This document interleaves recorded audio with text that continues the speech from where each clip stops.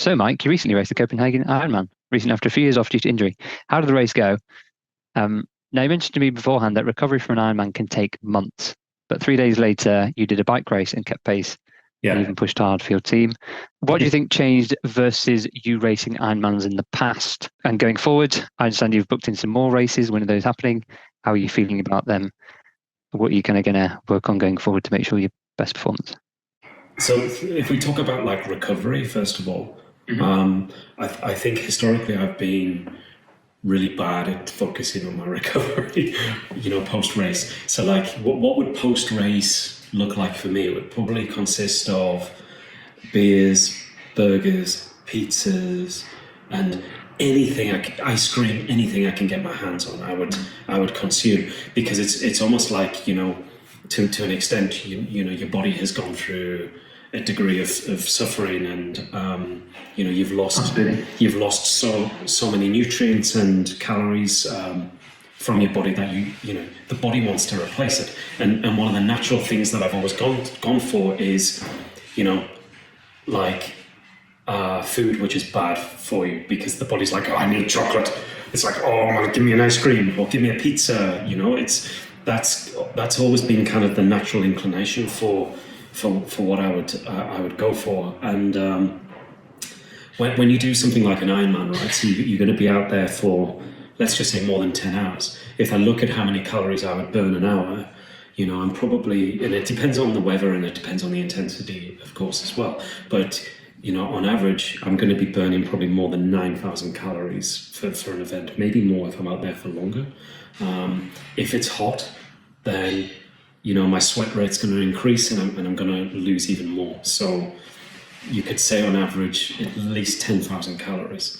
That's almost like 4 days worth of food. Yeah. When you think about it like that, so it's like, I lost 4 days worth of food. So then after the race, I'd be like, okay, well, I need to replace that, right? So I'd be consuming just as much as I could, and then it wouldn't stop. Then it would kind of continue for maybe a couple of weeks, and then my body would just feel disgusting and bad because I'd eaten all this crap, and then I'd be in a state where I would then need to lose that again. And actually what I'd find is that I would actually gain weight, and I've typically found this with endurance sports in general. Two things, actually. First thing is that trying to lose weight as an endurance athlete has always been a big challenge for me. So that's the first thing. And then the second thing is post-race, because of the way that I would approach my recovery, I would pretty much always gain weight. And you're like, well, how can that be? You did an Ironman and now you're heavier than what you were before you did it. It's like, it doesn't make sense, right? And I think it's all to do with my approach to nutrition and my approach to recovery. If we go back a little bit and just talk about endurance sport, there, for me, there's kind of like, and I think a lot of other people would perhaps feel the same, is, you go out and do maybe a 3-hour bike session, right? And you've worked quite hard during that session. You come back and your body wants cake. maybe you stop at the ice cream shop on the way home, and it's just the body craves things which are not necessarily good for it. And I think when you do endurance sports, you have a kind of mentality that, well, I did 3 hours today, and actually, if I add up the total of the week, I've done more than 15 hours training for this week. I deserve a treat, But the thing is, I've been treating my body my entire life.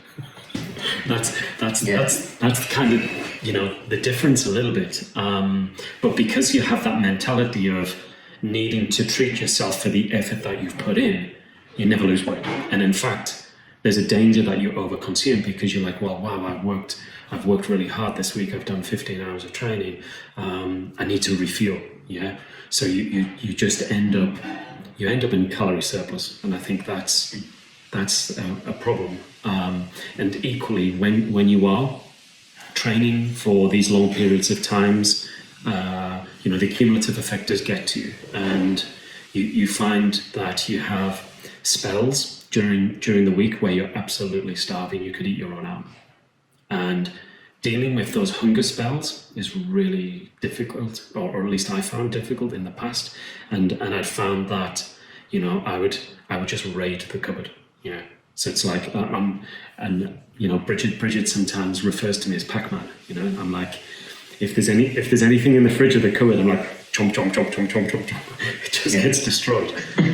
So that historically has been my approach. But when you and I started working together, I kind of flipped that on its head a little bit and kind of challenged myself to say, well, actually, could I lose weight during high periods of training and intensity, and actually, if I changed my approach, would it make a difference? And equally, how would it make a difference if I changed my approach post race as well? So that was kind of the challenge, and I'd always kind of felt that my diet was pretty good.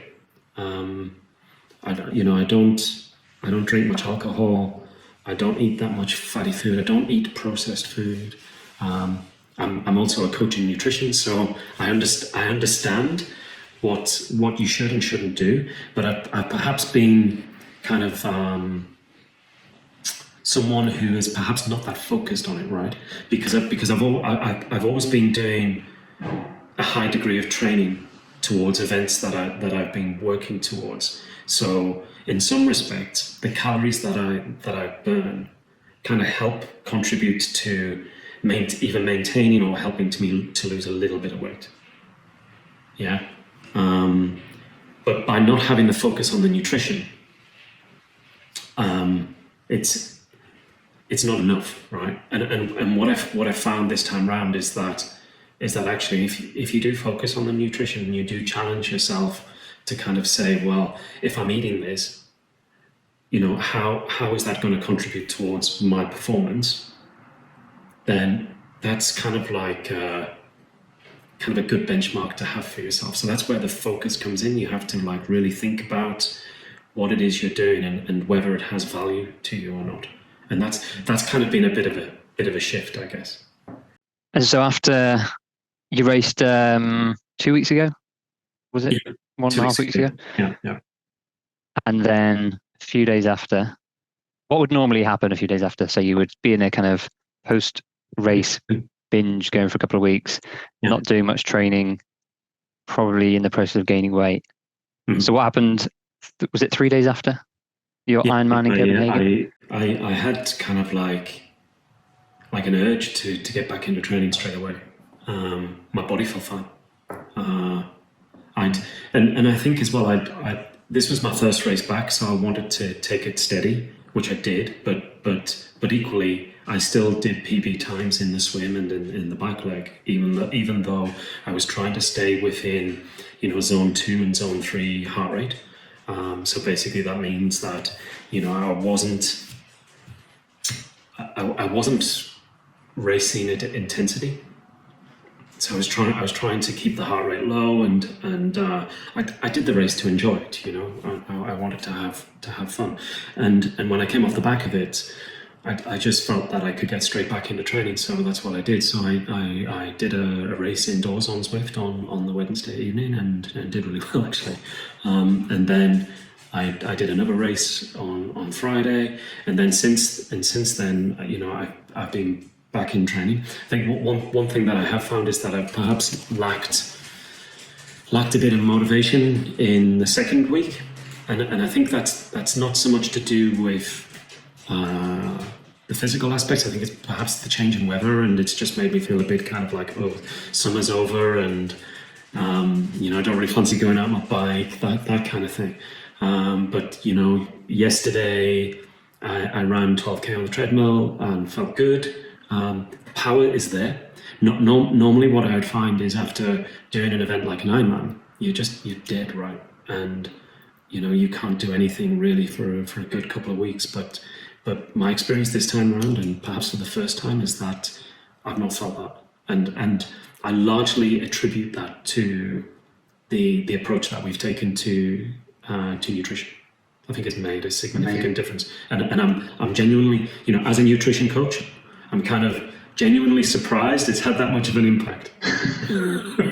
It's like, oh wow, this really, really has worked for me. One thing I want to just take from what you said there. You said the power. So there's kind of power and endurance, right? Yeah. You've gone from doing an Ironman. You've now got two half Ironmans coming up. Yeah. And they're a little bit more focused, as you said, on the power piece. Now, when I think power, I think, okay, we're not talking about sprinting here, but if we compare a sprinter to a marathon runner, they have two very different frames. One is quite a bit more muscular. Now, throughout this process, I think three key things really: your recovery and the recovery off the back of the Ironman, how quickly that's happened, how quickly you've got back into things. Number one, the fat loss. Sorry, number two, the fat loss. And then number three, can't remember your exact wording. It was something like, I feel like I'm putting on more muscle than Arnie was in the 80s. Something like that, right? Yeah, now, exactly. That shouldn't be what Ironmen do. I think is that a fair comment? Ironmen, very long distance. I don't know many or any other Ironmen who are kind of well built kind of guys they tend to be. There are a few. So if you look at the world champion Christian Blumenfeld, he's a similar height to me. He's 177, and he weighs, I think, 77 kilos on his profile, something like that. So he's a little bit lighter than me. But if you and I'll share a picture of him afterwards, because I was sharing this the other day with some friends. If you look at his build, he has a very similar build to myself. But I think it's fair to say that it's not a traditional build for a triathlete. If you were to kind of compare it with another world champion, Jan Frodeno, who is a German world champion, an Olympian, etc. I think he's 195 centimeters, and he weighs about the same as Christian, so about 76 to 77 kilos. But he looks like a gazelle, yeah. So you tend to have these long, elongated muscles, etc. It doesn't have the upper body build like what Christian has. But it's interesting because I think traditionally you would look at triathletes and runners and would assume that they need to have that build in order to perform well. But I think, Christian's kind of broken the mold a little bit on that and has actually said, well, actually, it doesn't really matter what body type you have. The way that you apply yourself to your training and to your nutrition means that you can still achieve amazing results, just despite the fact that you're more of a bulky guy. So I think that's super interesting, and also like really encouraging for someone like me, because I look at all the skinny guys out there and kind of think well, they're going to be better than me, but actually it's not the case, and I think a lot of it also comes down to your power to weight ratio that you have. So typically guys like myself who are stockier and more have more muscle mass, flat courses are going to suit us really well because we can hold the power consistently on the bike for much longer periods of time.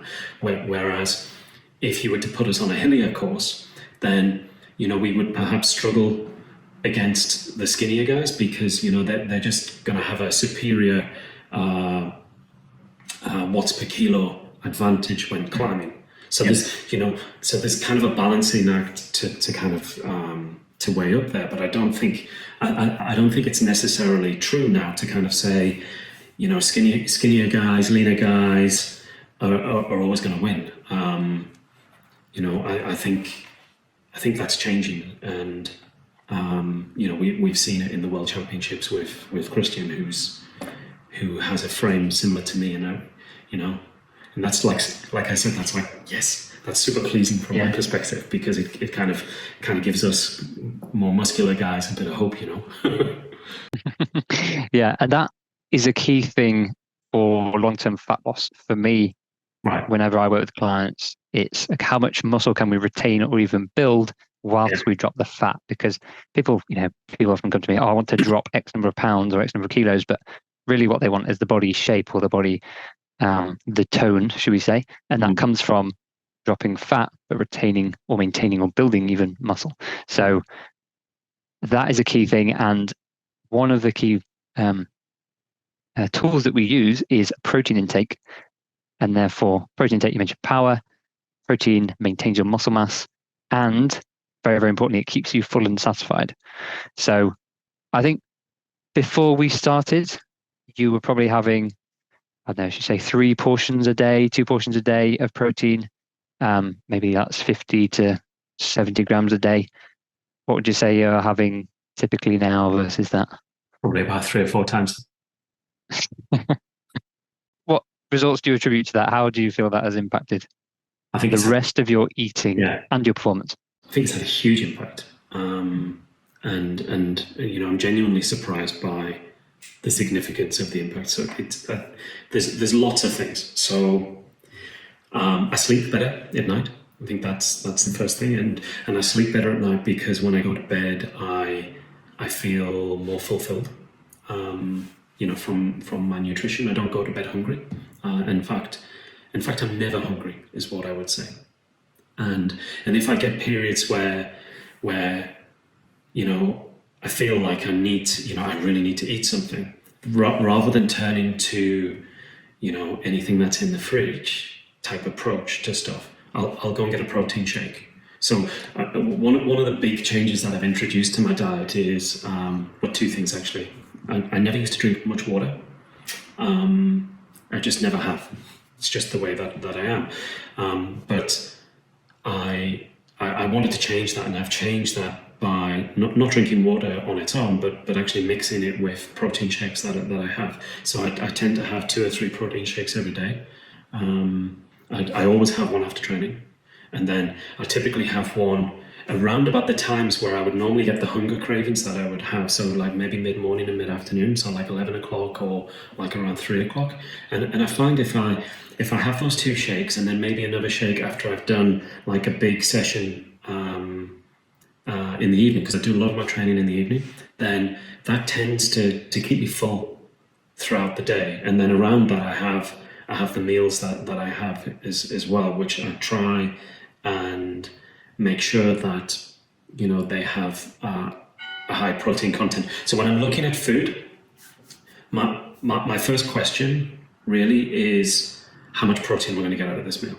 Because every single meal that I have needs to have that high protein content, and I've actually changed my diet as well. So I was one of these guys who would love to have like cereal and stuff for breakfast, even not like Frosties and stuff like that, but porridge, granola, those types of what we would kind of regard as healthy. But what I hadn't really appreciated was the fact that they didn't have any protein content, and actually they were very, very high in carbs, which to an extent is good because you need the carbs for the fuel. But by switching that out, what I've been able to do is have more protein for breakfast. So instead, I would have basically Greek yogurt mixed with fruit, and maybe a little bit of granola on top, or maybe a little bit of oats. But I would kind of switch it around so that 80% of the content was protein based, and then I would top it with other things like fruit and a little bit of granola or what have you to kind of just to add a bit of variety to it as much as anything. So that's been a big change. And then I would kind of say, if we look at the impact of that, the fat loss has been dramatic. None of my clothes fit me anymore. And I think sometimes there's an overemphasis in society, let's just say in society in general, to look at the scales. Everyone's kind of focused on, I'm this weight today, I need to get to that weight because I need to have the summer body, or I'm getting married and I need to fit it in my wedding dress, or whatever it may be. But actually I think it's totally the wrong focus. And actually what I found is that my body feels way better than it used to. And it's because of the fat loss that I've been able to achieve. And even sometimes my weight overall hasn't really moved, but I feel great. And my clothes feel loose or looser than what they did. So that for me is like, wow, okay, that's amazing. But equally, as an endurance athlete, I also wanted the weight loss as well, because I want to make sure that I've got the best possible power to weight ratio that I have. So when I was training for Copenhagen for the Ironman, 6 weeks before it, I was like, I'm not really going to lose much weight, because I'm going to be getting up to 20-25 hours a week of training. How can I lose weight? But actually I did. I think I lost in total maybe 4.5 kilos in body weight But I would say the most significant thing was the fat loss and the muscle gain. And it's like we were saying earlier, you know, I felt like I was gaining more muscle than what Arnie did in the 80s. But it was true. It's just how it felt. And I actually thought to myself, you know, if I didn't do any sport, and I just focused on the nutrition, I would probably see similar gains, I think. And it's about that kind of balance between the macronutrients that you're eating and this overemphasis on protein that can have such an amazing impact on your body, which I you know, I never thought could be realized until I did it myself. And I coach people to do this as well, but having gone through it myself and experienced it, I was like, wow, this really is powerful. It really does work. So I think it's such a unique and interesting situation because pushing so many hours of training, when you're doing that much endurance training, you are so carb dependent. And if you make no room for protein because you focus so much on carbs, it's very easy to go, oh, well, I'm rewarding myself for this hard effort, so I'm going to eat these carbs. But then just like, oh, well, I'm going to be training soon, or I'm recovering from that training session I've just done. So there's always carbs on the mind, which, okay, I don't want to talk bad about carb. We're not talking keto or any of that sort of stuff, but it makes your body so reactive, I think is the best way. You get so reactive with nutrition because those carbs are sucked up so quickly, and your blood sugar is spiking up and down all day long. You constantly have to eat, and then it makes it so difficult to make really intentional choices. And so finding that balance of providing the carbs you need to train, but giving your body the protein to kind of satisfy you. I think a big part of the conversation we've had in recent weeks is proactive versus reactive. Right. Rather than going, oh, I'm hungry, what should I eat? Having something before you get hungry that's good and you feel good about and is intentional, that has this protein, but you also have some of the carbs that you need to fuel your session. But then that keeps you going, so you don't then dive into the cupboard and eat, you know, 4 biscuits, well, cakes, whatever it is that was before. Yeah, and you're definitely right. And my experience is that you know, switching to a higher protein diet has actually improved my performance. And I was a firm believer that if I dropped my carb content, I wouldn't have the fuel to be able to perform. It's not true.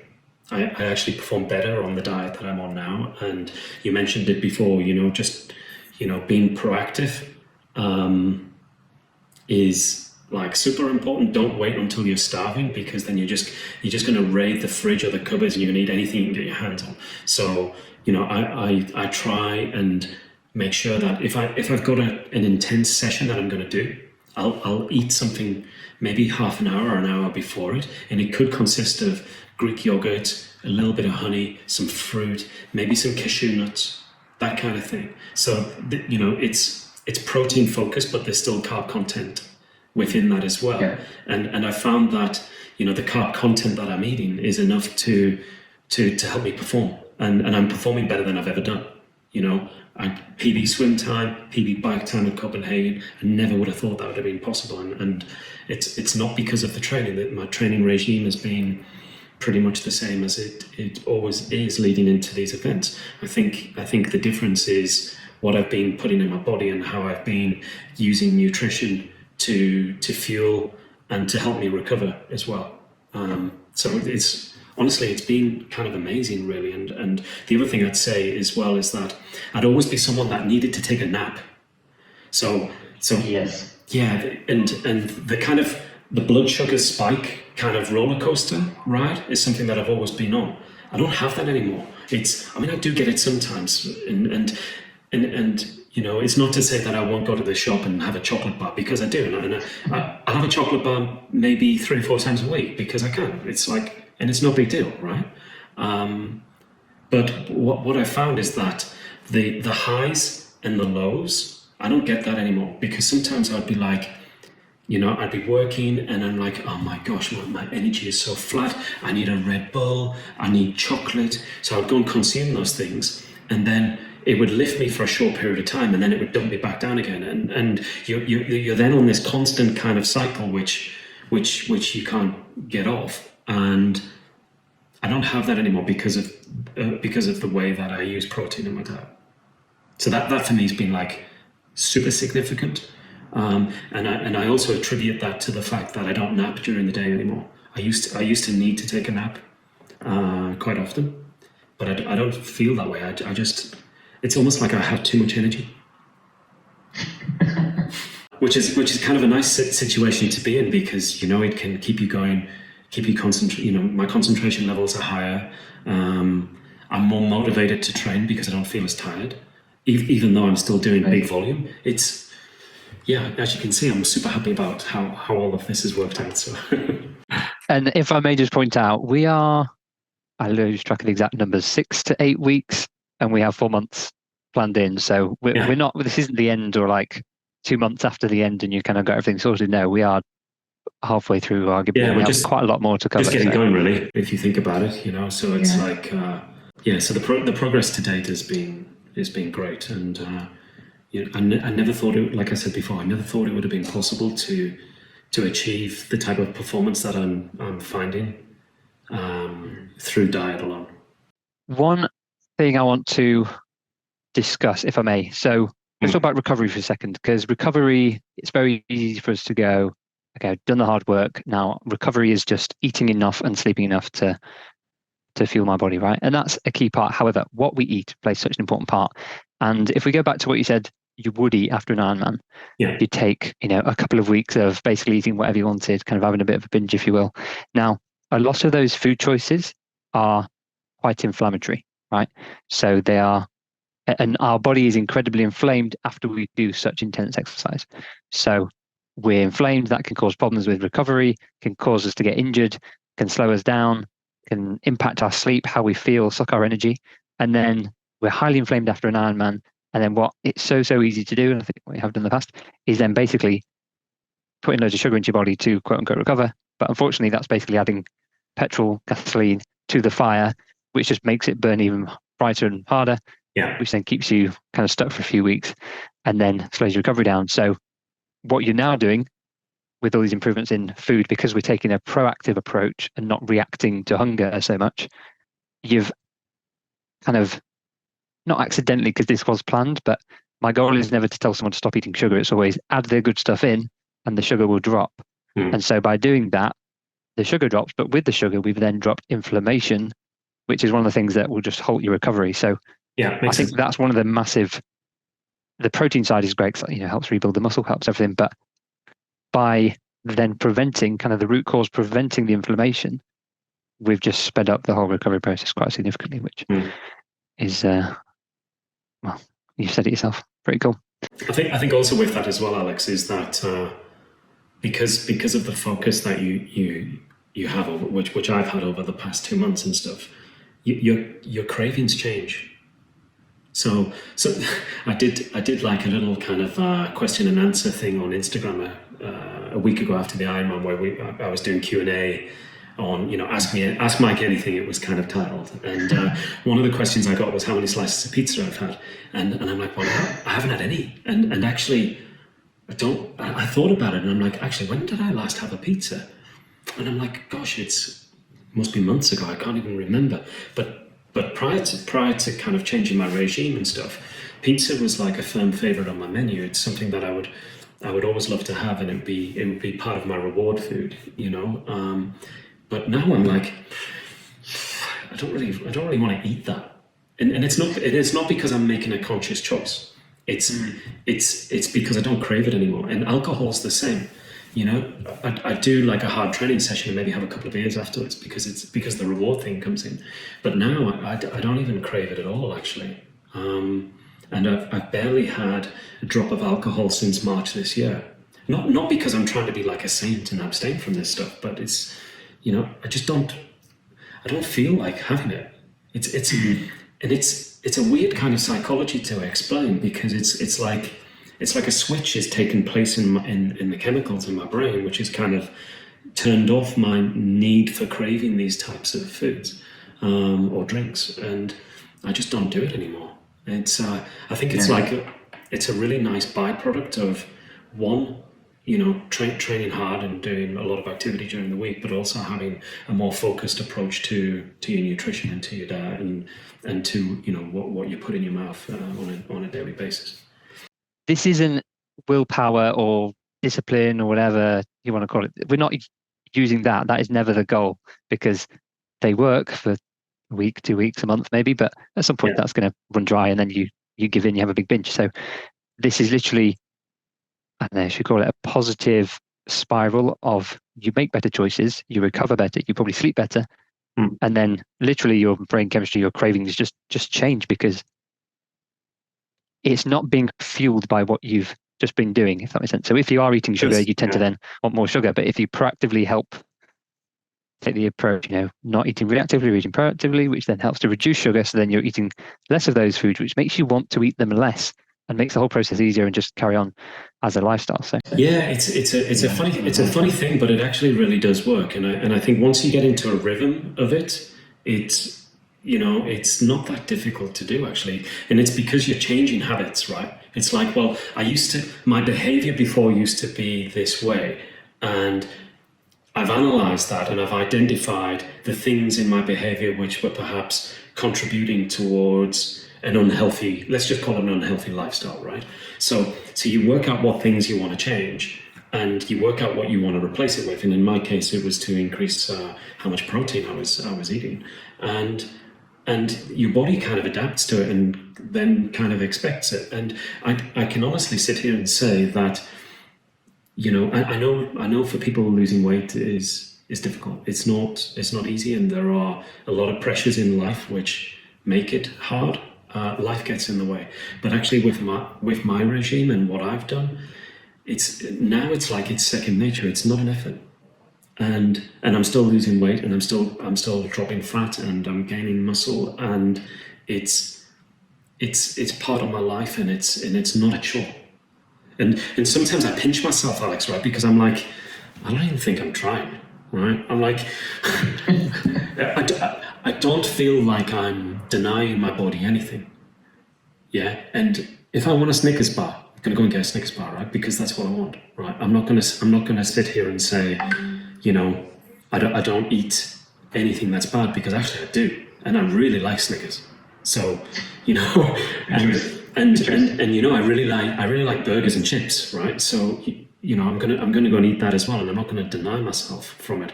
But the difference is that I'm not eating it all the time, and it's actually a very, very small part of my diet. I think,